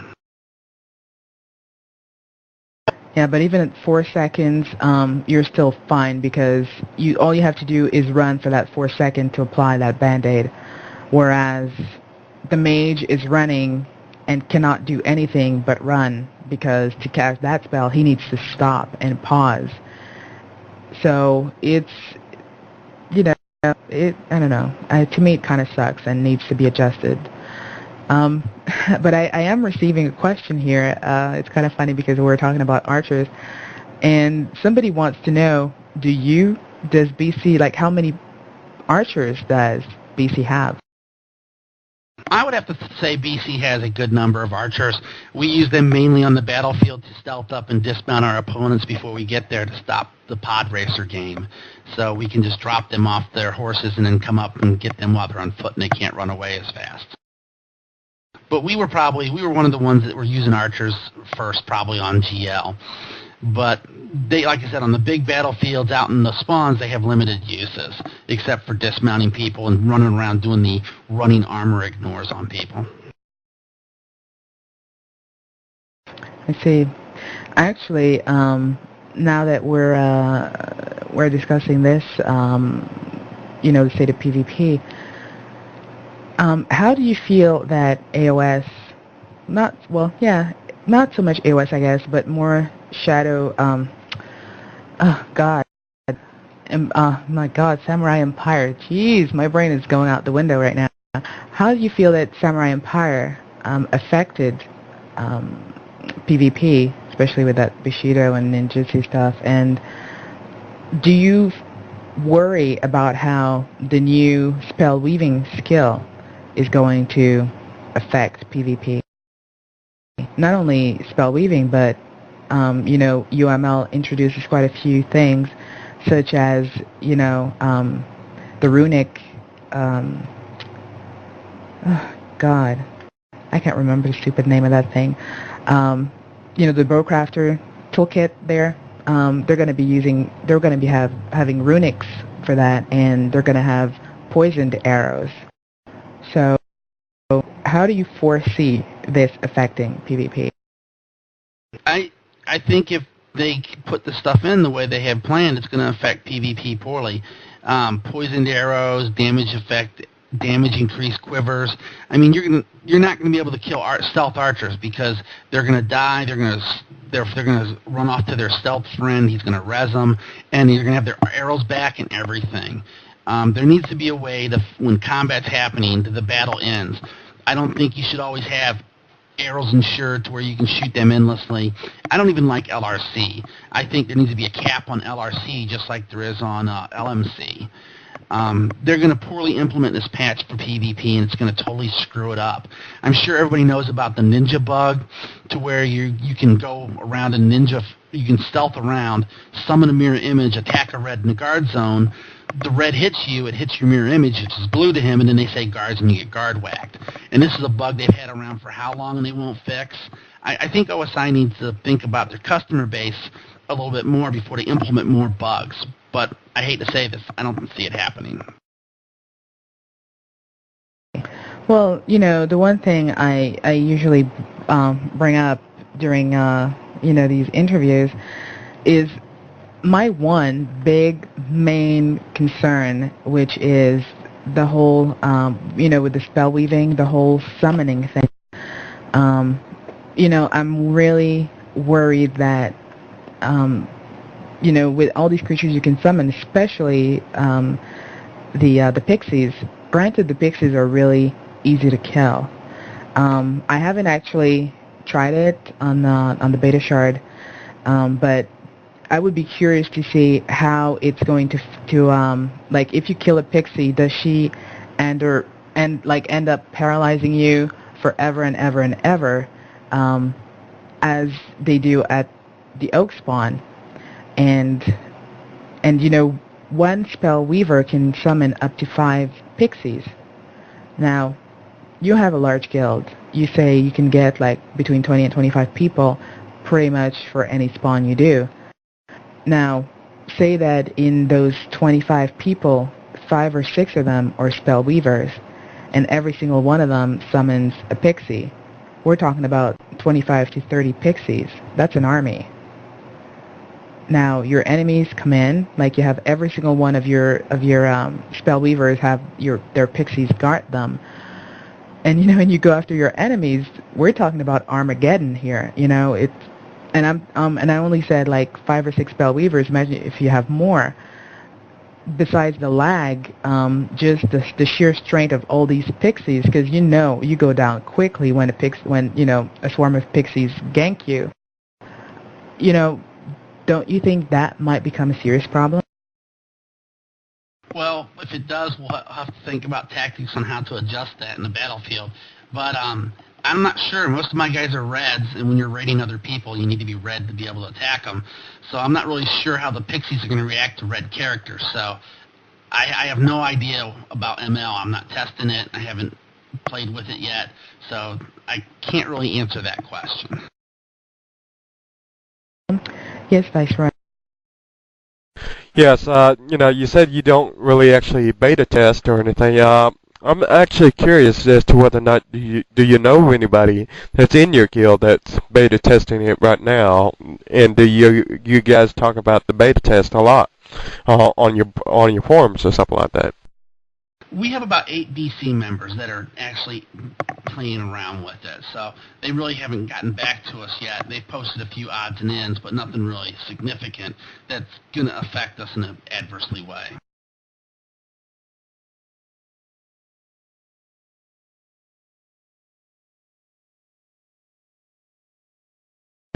Alrighty. The next question I have for you. You somewhat mentioned that you have that you're allied with your own faction guild. So you are into factions. How do you feel about factions? And what kind of faction action is there on Great Lakes? Factions is really kind of a waste of time. Being faction commander, owning all the towns, you have no control over any of the real economy. There's just no reason to do it. The only reason we joined faction is we were going by the Minnock Fort one day, and we noticed there was a good 10 people inside there that we couldn't get into. So we put like our third or fourth character in faction so we could go in there and remove them. Factions needs a total redo. It could actually be something that's really cool for PvP. They need to tie factions into maybe that the faction commander who controls the most cities controls Doom. And maybe they can toggle the Doom to Fallujah rule set if they want to. They need to make faction commander when you control enough cities to where you really actually have some power on the shard, to where you can actually make things happen, so people have to get involved in it if they don't want to see the consequences of what's going on happening within factions. Because if you could control Doom as faction commander and make it Fallujah rule set, or set the prices for all the towns, I think you'd see a lot more people get involved. Maybe even actually have a vendor that sells magic items for extremes amount of silver that the faction commander can set when you own enough towns for enough amount of time. They really do need to make factions meaningful. The problem with that, though, because we kind of had that discussion, trying to remember if it was during a previous interview or if it was during one of our talk shows, and the problem with doing this, while it would be, as you're saying, a very good way to attract people into factions, but at the same time you are forcing people that are not into Felucca at all to go into Felucca just so that they can have somewhat of a control on their own game. Basically Felucca would be dictating what Trammel can or cannot do, and to me that is a problem. Whatever, I would see this as being true if Doom was mirrored into Felucca, and then I would say, yeah, that's worth it. There can be special artifacts that drop uniquely in the Doom facet in the Felucca facet of Doom, and that the town commander can get to select whatever artifacts will be dropping for whatever period of time, or set the rate they will drop, or have them even being possibly bought by completing some sort of a quest or whatever in that dungeon, and you can buy it for some insane price. But if you have factions where basically whatever people in Felucca do affect what happens to people in Trammel, it kind of sucks, because some people are dead set against PvPing. It's just not their cup of tea, and they should not be forced to do it, in my opinion. Well, Fallujah was first. Trammel's more like a set of training wheels. It's a good place to learn the game, but eventually you need to step up and ditch the training wheels. You can still play the game without PvPing, but PvP should have a consequence, and it should matter on the overall health of the game, because the PvPers, we only need 20% of the accounts, but many of us have multiple accounts. They really need to have their player base step up. Competition is good. It's some of the personal relationships that you establish with people over time that keep you in the game. The game's old and stale, but it's the competition that keeps many of us still here. It's true for the PvPers, but I've known people that have played the game as long as I have, and I could pay them that they will never, ever set foot in Felucca. They have zero interest whatsoever in PvPing. There are some people back when, I used to own a shop right outside Moonglow, and every time I would run to town to grab something or whatever, there were these people that would sit at by the gate 24/7. It didn't matter what day of the week, what time of the day you would drop by, they were there, and all they did was sit and shoot the breeze. To me, that has to be the most boring way of spending that $13-14 you're paying every month, But, that's what did it for them. They weren't even spamming their crap at Westbrook Bank. They were just sitting at Moonglow Bank talking. And, UO was basically a big fat chat room for them. They don't ever PvP. They don't ever PVM. They don't even run a vendor. All they do is sit and talk and, create drama or whatever. But, that was their thing. And I think what creates the diversity of the game is the fact that everybody can play it the way they want. Some people, all they do is craft 24/7 and do bods. That's what does it for them. For you, it's all about PvPing. Personally, I was really not into PvP at all until I started my own Fel Guild. And now I actually enjoy it, but I don't want to do it 24/7. There's a time for me that I want to PvP, and there's a time when I just want to chill. And so I don't think the game should be geared in a way where it would force people to say, okay, you've been playing this long, you have to start PvPing.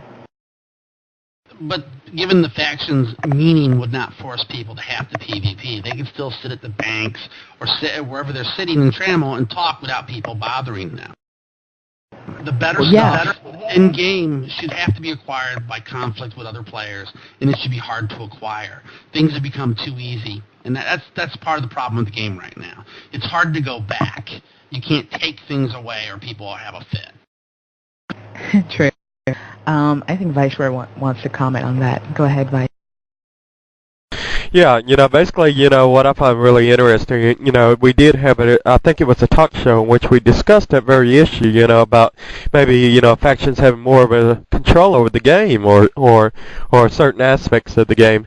What, the way I would like to maybe see it, is maybe have it to where, a faction is basically an occupied army, so, just like, your town is occupied by a particular faction. If you're in Trammel and they, take over a particular town, well, the occupied army, controls that town on both facets.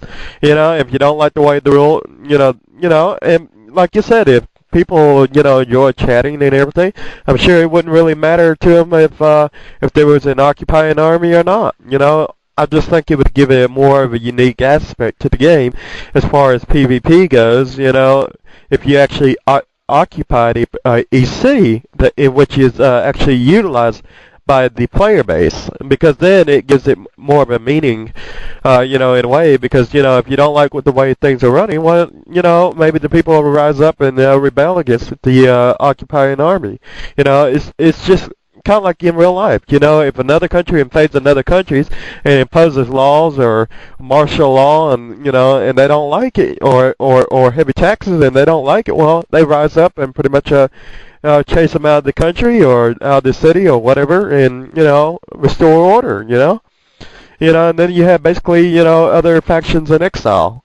I think it adds a little bit more drama, more realism, and some things that are missing in the game right now. There needs to be conflict. For a game to move forward, conflict helps the game stay alive. And most players, they're just used to having everything handed to them. I remember when I played in beta, you couldn't run from Vesper to Minnock without somebody killing you for your starting stuff. True. Well, that I think that was one of the things that the guys from FL were kind of mentioning, that one of the reasons they started the guild the way they did was because there was no more challenge in the game, and there was no more of that, good versus evil happening, so it was pretty much everybody's nice and everybody's, holding hands, and it was pretty much another version of Trammel, and they became that one evil force that you had to defeat, and forcing people to step up and actually be the good guys. And to this extent, I agree with you that there has to be an evil force, but at the same time, when the evil force is just too overwhelming, then people don't really have a choice other than to convert. unless you end up bringing in a lot of people, or that the dominating force makes a choice of their own to be more lenient, I guess. Yes, Vice, you want to comment? Yes, and the whole ideal, basically of the conflict or any occupying force is that it doesn't have to necessarily have a direct impact. It could be something as little as an indirect impact that could actually have some kind of meaning, but doesn't overall disrupt their gameplay.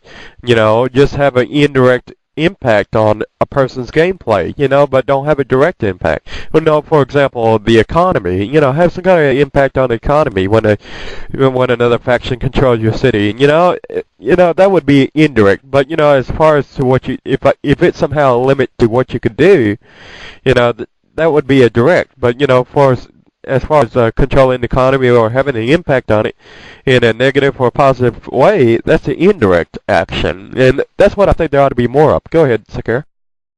I just actually wanted to remind people that have just joined us or that are kind of wondering what's going on.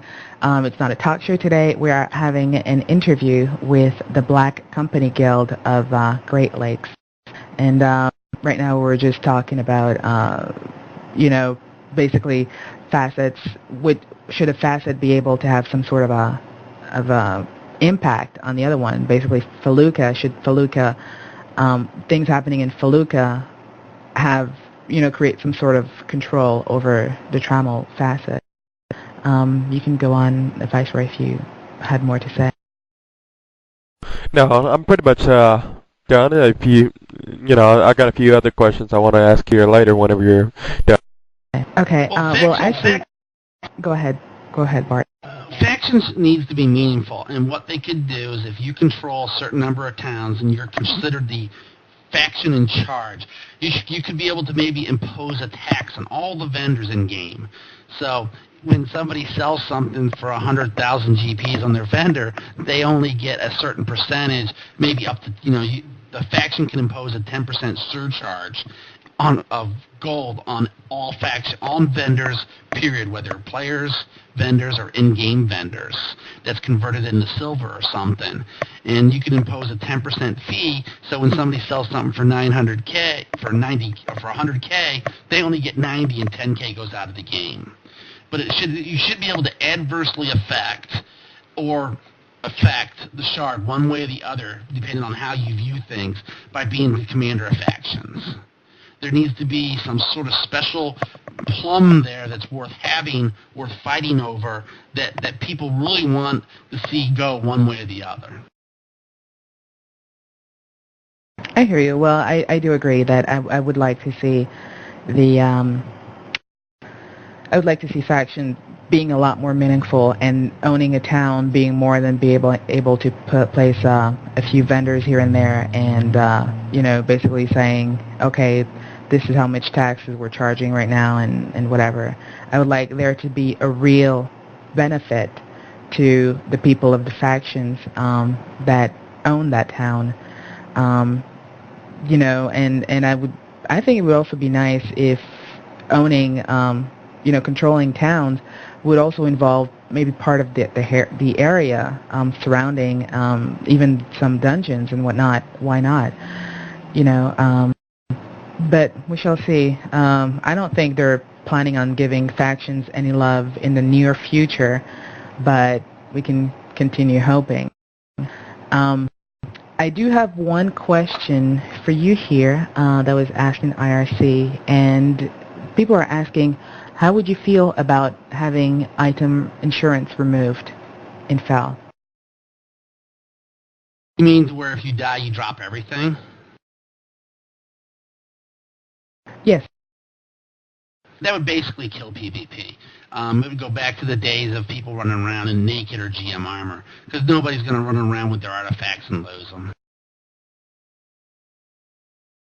Well, that was kind of my thought on it, but a lot of people are also feeling that, the game is item-based now, so I can see why a lot of people would not want the item insurance removed. Otherwise, nobody's going to come out with their artifacts and hard-earned, Uber armor But at the same time, maybe if everyone stops coming out with that kind of crazy gear, then people would go back to PvPing with GM armor the way they used to in factions. Well, the only people that's going to benefit is the very well-organized groups such as BC, because BC is always, we have never had the best equipment. If you compared most of our guys' equipment against some of our competitors, a very large amount of our guys are fighting in gear that is much lesser quality than our enemies, and we constantly come out on top. It would make our lives a lot easier because it would take all the advantages away from the other side, and we would just slaughter them even worse. It would really tilt the battlefield. People should be very careful what they ask for. Yeah, but the thing is, I think a lot of people are are kind of trying to go back to what EO used to be before Age of Shadows came out, and they figure if we drop item insurance, because as a matter of fact, I look at even when I go out there PvPing, you drop somebody and you look at their corpse. I mean, beside the insurance that you made off of them, you look at their corpse, and most of, I guess, the top PvPers, or the people that do better, have some really sick gear. You look at their corpse and there's absolutely nothing on it, except maybe a couple of pots, but they have LRC suits with high resist, high LMC, and basically they don't need to be carrying anything. And you're like, where did the Felucan economy go? How does a thief make a living anymore? Especially, like, let's take Great Lakes, for instance. Do thieves even bother venturing in Feluca anymore on your shard? Because with the kind of guild you have, where you basically wipe out everyone, is there even a point for a thief to even try? Well, the only thing left for thieves to steal of any value is power scrolls. Like where you say that people die and there's nothing on their corpse, that really cries out for LRC to get gimped. LRC should be 50%, and that would make everybody carry regs. You could actually put people out of the battle again. This craziness of having to kill every one of the enemy and make sure they're all dead before you can win is out of hand, because you have guys that have these uber suits that cost anywhere from 100 mil up. They are totally LRC. They have 40% LMC, great resists, and unless you kill every one of them, they're not all down. And that's what they need to do. I would even like to see maybe 5-minute res sickness come into play, to where when you drop somebody, they get faction stat loss for 5 minutes. So when they pop back up in the battle, they're not at full force for a little bit. They need to make combat a lot better. And some of those things where balancing LRC, maybe faction stat loss for 5 minutes for all deaths, I mean, it would really make death mean more. There's a lot that they can do, and there'll be a lot they could do very easily with very little coding. The question is, I don't even think they have a clue what the player base wants. Well, I don't, I have kind of mixed feelings on this. It really depends, I guess, on which side of the battlefield you're on. For a guild like you, of course, that's definitely something you would want, because your enemies come in, you wipe them out, and, that's it. You enjoy the ride for the rest of, however long you guys take to complete that spawn. Whereas for the underdogs, if that were to be true, then, they're coming your way, you take them out, and, by the time they're able to get back up, chances are you're done or pretty close to being done. So that would somewhat suck, I think. But, at the same time, I think I'm probably the kind of character you would hate the most, because I do have, all 70s, 100% LRC, and max LMC suit. And I'm Knight of Compassion, and I'm Knight of Sacrifice. So you kill me, you wipe out all my guys, I'm just going to find a discreet spot and, self-res, put my suit on, heal, and then res all my guys, and I res them at 80% health, each and every one of them, since I'm not at compassion. So yeah, go ahead. We already have a strategy for dealing with that. We call it a rabbit. So let me guess. You have one character named a rabbit that polymorphs into a rabbit, flags to be gray, and just runs around looking like a real rabbit and trying to find out who is that one Knight of Sacrifice, Knight of Compassion, and you make sure that person is dead all the time? Well, no, you're just a necro stealther, and you follow the ghosts, and wherever the ghosts stop, that's where they're going to res. And then when you wait till you get a couple of them res, you call in the rest of the guys, and they came over and they take care of the problem. There's basically a strategy for every situation. It's just most people don't think ahead. Yeah, well, if you are smart, and you do have one of these res points, you leave one ghost behind, a few screens ahead to see if there's any incomings, and as soon as you see them incoming, then you can get all the people that were resing to just like scatter or take off, either a ghost or a stealther, pretty much the same way you send your guy in. You'd be surprised how effective a stealthy necro can be, because they can find the res point, and then you just send all your guys there, or as many of them as you can spare. And basically, if you catch them while they're trying to res and people are putting their armor on, it's not as easy to run away and get away as it appears. Oh, believe me, I know. Been there, done that. Viceroy has a question. Go ahead, Vice.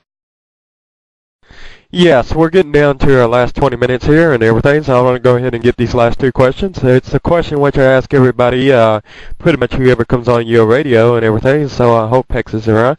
But just to go start with Sir Bart, I want to ask you, would you by any chance play on a pre-UR shard if OSI or EA were to ever introduce a pre-UR shard? I'm kind of curious.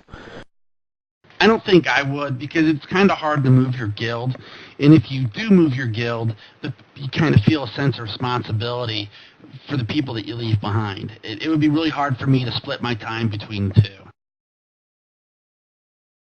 Okay, and Pex, are you still with us? I'm still with you. I'm going to probably have to stick with Bart's response to that.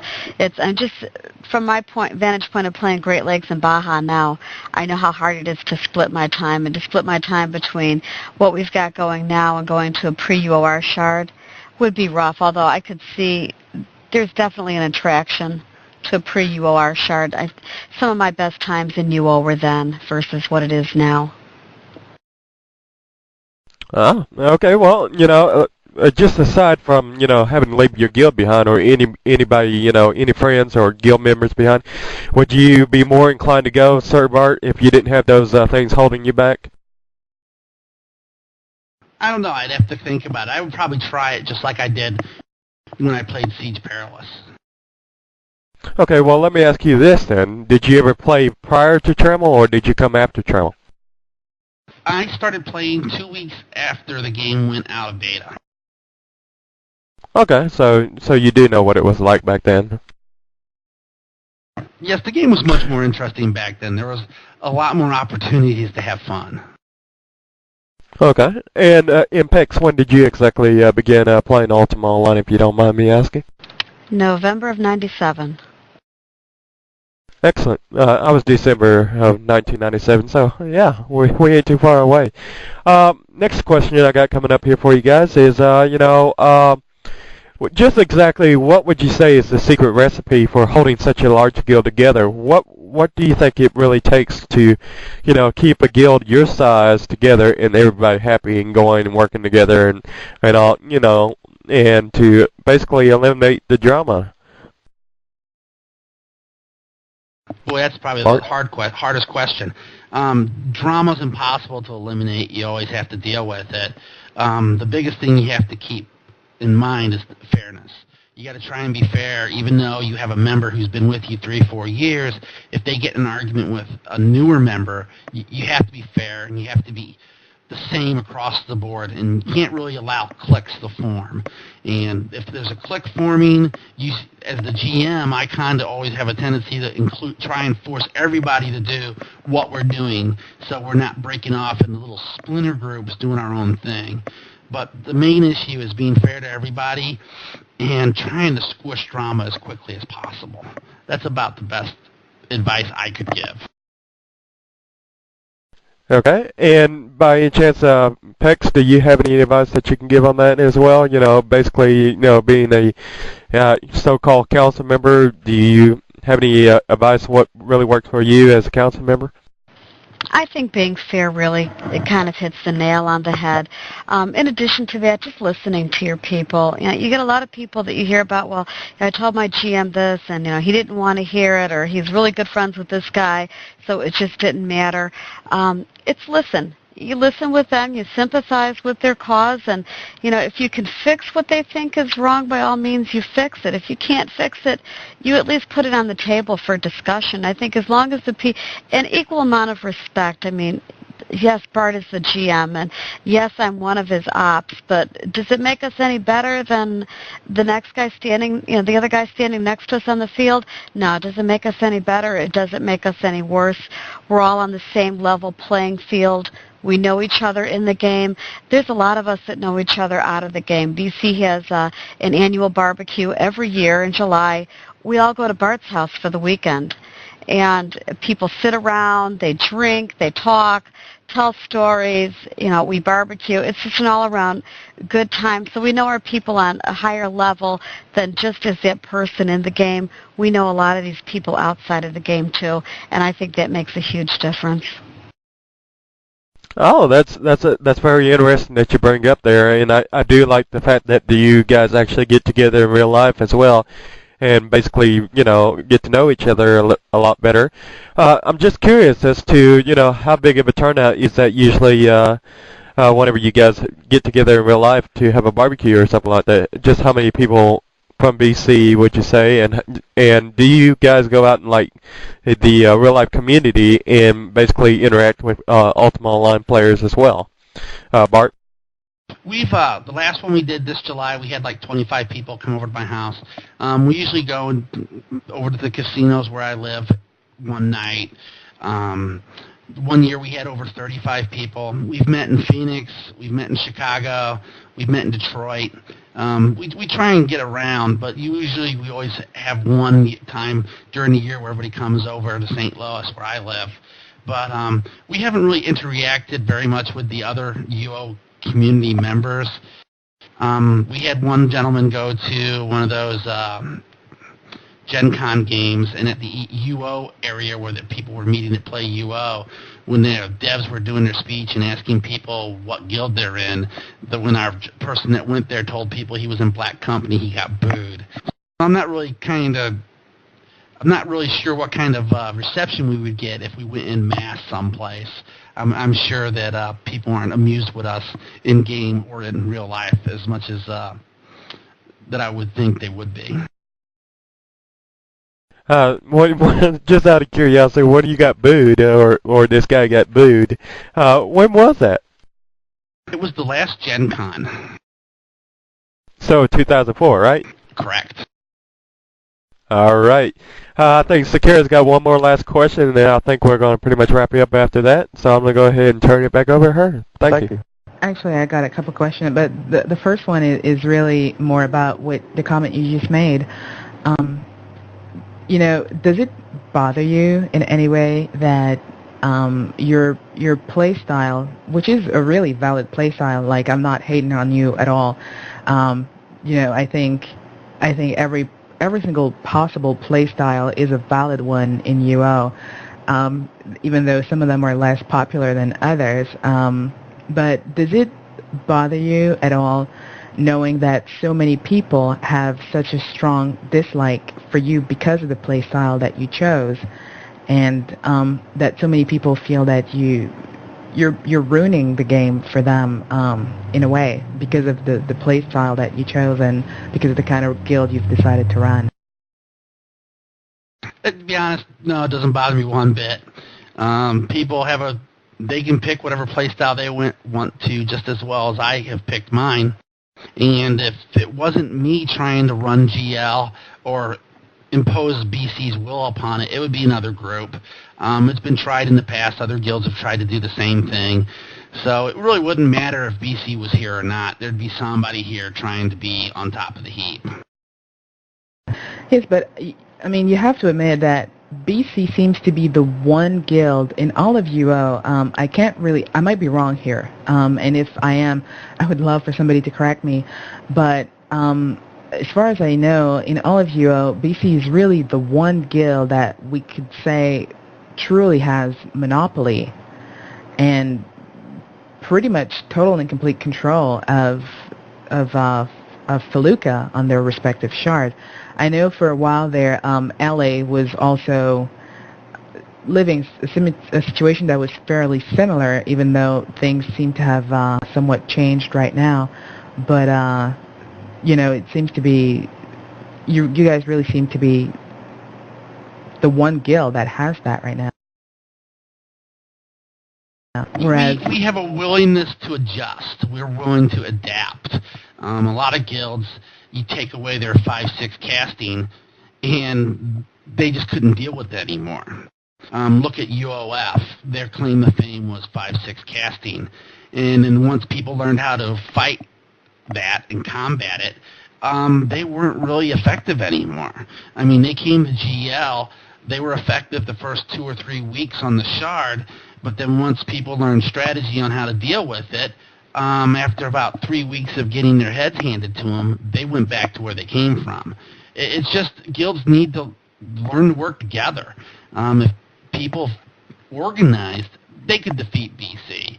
It's just a lot of them just don't want to put the time into it, and egos get in the way. That's what I've seen that's what I've seen destroy almost every other guild on GL. Is their egos are so big that they can't handle defeat. So where BC can take a beating and get back up and go at them again until we get it right, these other guilds, they just start infighting the minute they get any adversity and fall apart. That's what I would think would be our main strength is we deal well with adversity. We adapt, we figure out a way to win, and we do it. Well, I actually have to concur with you on this one. I remember the first time I read about BC and I heard so many people complaining about BC. I think I had read about it on UOL, and then I was like, okay, I gotta find out a bit more about this, and I actually went to the Great Lakes forums on Stratix to read more about it, and the first thing that crossed my mind was like, why are all these people complaining? Why do they not get together to take you down? And I don't see how it cannot be done. Even like if I know personally, if I was faced with a guild like yours and I was sick and tired of it, I would ally everyone on the shard if I had to, and I would take you down. And once that was done, we could go back to hating each other, whichever these other guilds were, because clearly individually there is no way we could take you down, and if you're just like too powerful, then you gotta go. But, that's how I would have done it. But clearly that's not what they're doing, and I don't quite understand why it's like that. I'm sure that all the BC haters could do it, and it's not a challenge that I'm issuing to them. It's just, I guess I'm just thinking out loud. Yes, Vice, where you want to comment? Yes, I just want to say something real simple, short and simple. I love the evil roleplay style. We've had guilds mass together before to band together and try and deal with BC, but the problem is a lot of these guys, they dislike each other as much as they dislike us, and there's no mutual trust or friendship there. To where most of the members in BC can say, hey, I know that guy, I had a beer with him. Most of the other guys are just, I don't know, faceless, blobs on the screen, and eventually their egos get in the way of the job they're trying to do, because a lot of these so-called elite PvPers have enormous egos, And they're more concerned about who's the best rather than what's good for their group. And that's what it comes down to when you boil it all down. BC's more concerned about what's best for the group, where these other groups, they just basically are more concerned about each individual within them, and they're not really a group. Actually, speaking of who's the best, I've had this question that Malador has been asking forever and ever, and I keep forgetting to ask, and I'm asking now, who to you, I'm not going to ask the second one because that one would put you in hot water, I guess, but he says, like, his question was, like, who's the best PvPer in BC and who's the worst? I'm not going to ask you to answer who's the worst because whoever you name will probably want to skin you alive once this interview is over, so we'll spare you that one. But who do you think is the best PvPer in your guild? Well, I can answer both those questions. I would have to say the best PvPer in BC is Zegug. She's somebody that used to be an Urk, and I've seen her kill 5 or 6 of the best enemy mages 1-on-5 and just drop them. And they're so embarrassed they never ever talk about it. I would have to think the worst PvPer is probably myself. I've never really spent the time to learn how to PvP because I'm more concerned with the tactical strategy and keeping my people focused on what's important, so I've never really fought or learned how to do the solo PvP as the duelists do. Interesting. So your best PvPer is a girl. Yes, I would have to say that. It's really shameful that all these guys with these huge egos in the Shard have a hard time dealing with. Hell yeah, girl power for the win. I'm quite pleased to hear that. Girl power all the way. I guess my last question for you then will be, since we have to wrap up in like 4 minutes, my last question would be, what do you see in the future of BC? What do you guys want to do down the road? Do you have like any grand plans, or do you pretty much plan on, taking it as it comes and, eventually BC will die when UO dies, or BC will die when one of you get like sick and tired and say, what, screw it, and just end it? Or do you have like just grand plans for down the road? Well, down the road, if they tramify UO too much, BC will probably move on to a new game. We'll figure out what we want to do and go out and do it. If BC leaves GL, it's going to be a fairly empty Shard because most of the players who play on GL play to come after us. That's something EA needs to really look into is how to keep their players interested in the game. And they've proved that they really can't do it with all the content they're adding when they introduce all these bugs. Alrighty. Well, I want to thank you for joining us and doing this interview, both you and Pex.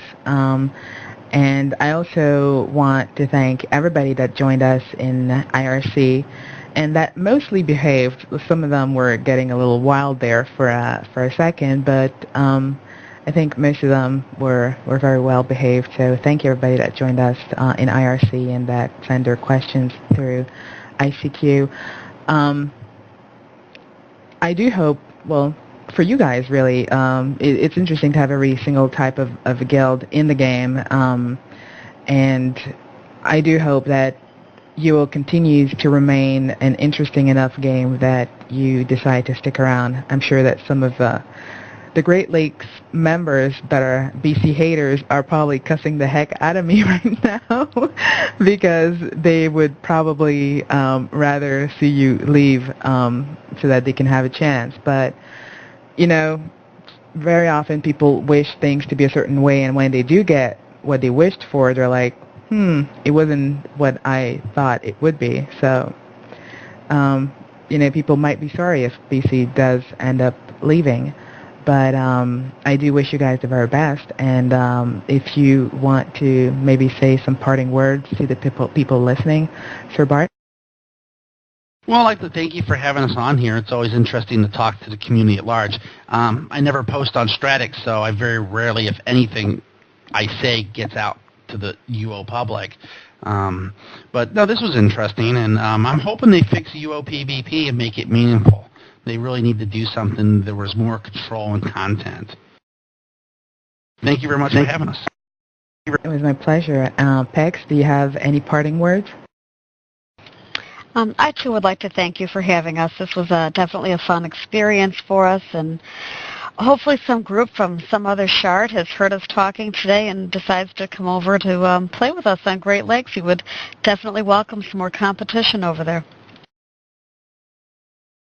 Well, I'm sure that did not fall into any deaf ears. I know, to be honest, it had been talked on Atlantic a while ago, for a few guilds to go and pay you guys a visit. That didn't actually happen because we had so much more fighting to do on our very own shard. So that didn't happen, and I don't really see that happening in the near future because we do have a very healthy level of activity there.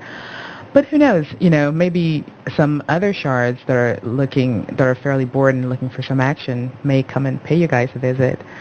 But either way, thank you for joining us. This was I had a great time talking with you guys, and thank you, Viceroy, who didn't slap me with too many fishes today, so that's not so bad. And as I said, thank you very much, and we will be having another interview next weekend, actually both Friday and Sunday, so don't forget to tune in with us, same time, 5 p.m. to 7 p.m. Eastern Time on Fridays and Wednesdays. I believe, do you guys have like a website that people can drop by and say howdy if they want to? If you want to say the address. Yeah, sure. Our website is www.the-blackcompany.org. And another idea I'd like to promote is, since a lot of people like doing cross-sharding, and now that OSI has it to where it's an in-game mechanism and it doesn't require any human assistance, they should sell transfer tokens for $2 million a pop on a vendor to allow players to travel back and forth between the shards and go and come as they please. It would really help PvP. It would be a valid gold sink, and it would give more players the ability to move among the shards whenever they want. And I think it would be a great addition to the game. It would be. Sadly, transfer codes generate real-life cash for EA, and I definitely do not see them dropping that. But it would be great if it were possible to do that. But sadly, I really don't see that happening. Viceroy, you want to comment? The players should. Yes, I just want to. Yeah, well, yeah, it's a good start and everything, but just like Sakura said, I seriously doubt they're going to drop that. I mean, considering it brings them what, $20 a code, something like that. But I just want to quickly get out there and let everybody know that next week we are doing a UO Town Hall meeting. We are going to be broadcasting live the Berlin Town Hall meeting in Germany, and it's going to be, I believe that is from 8 a.m. to 2 p.m. Eastern Daylight Time. So if you're around on Sunday, you'll definitely want to get up early in the morning for that. And because it'll be exciting, and so we're going to be bringing that to you and everything. And also, we are looking at also doing the London UO Town Hall meeting as well. We're just ain't quite sure on that yet. So that's all I wanted to get in there real quick. Alrighty, Sir Bart, do you have one last comment you wanted to make, or are you done? Well, I just hope everybody has a good rest of the weekend. I look forward to seeing them in UO. Alrighty. Well, this was the interview with the Black Company of Great Lakes. Thanks again, everybody, for joining us, and looking forward to you joining us again for our future community interviews on Fridays and Sundays from 5 p.m. to 7 p.m. So thanks, everyone, and I will talk to you later.